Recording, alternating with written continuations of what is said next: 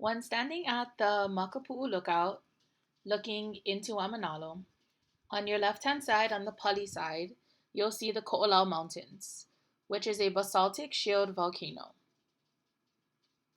The Makapu'u lookout itself sits in a natural pass formed by an old valley. The boulders nearby, which are rounded and smooth, are reminders that this valley once held a stream that would flow through.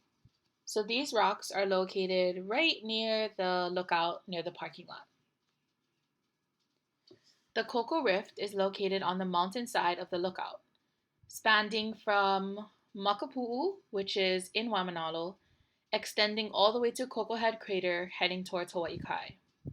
So if you look at the picture on the right, the bottom is Koko Head Crater, and at the very top is Kaupo, which is where Makapu'u sits today. An additional Koko Rift vent is located on the Pali side of Makapu'u. Hardly any vent structure was produced, but lava was produced and flowed towards the ocean, forming the peninsula that Sea Life Park sits on today.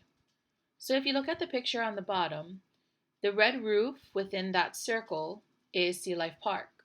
So that peninsula, that area, is a result of this additional Kaupo flow. The same lava is exposed as the black rock outcrops near the current Makapu'u beach.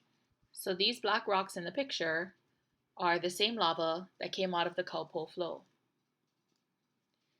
The Kaupo flow is alkali olivine basalt, and it is dated to be around 32,000 to 100,000 years old.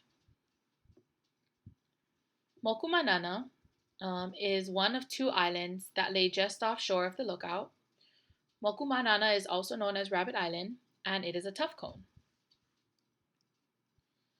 Rabbit Island contains millelite nephelinite, a fine-grained or aphanitic igneous rock made up almost entirely of nepheline.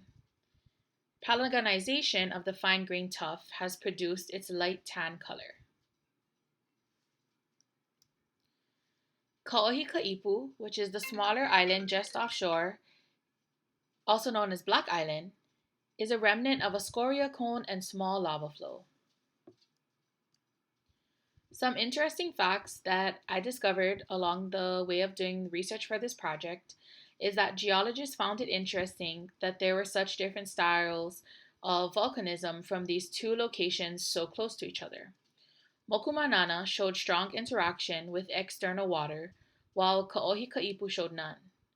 Mokumanana is geochemically different from all other vents located along the Koko Rift, leading geologists to believe that Mokumanana probably erupted at a different time, which technically would mean that Mokumanana is not part of the Koko Rift.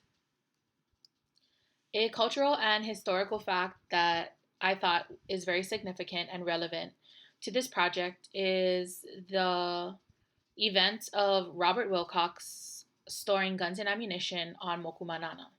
So during the time of the overthrow, which happened on January 17th, 1893, a Hawaiian patriot named Robert Wilcox stored guns and ammunition on Mokumanana with a plan to defend the Queen and the Kingdom of Hawaii from the Committee of Safety.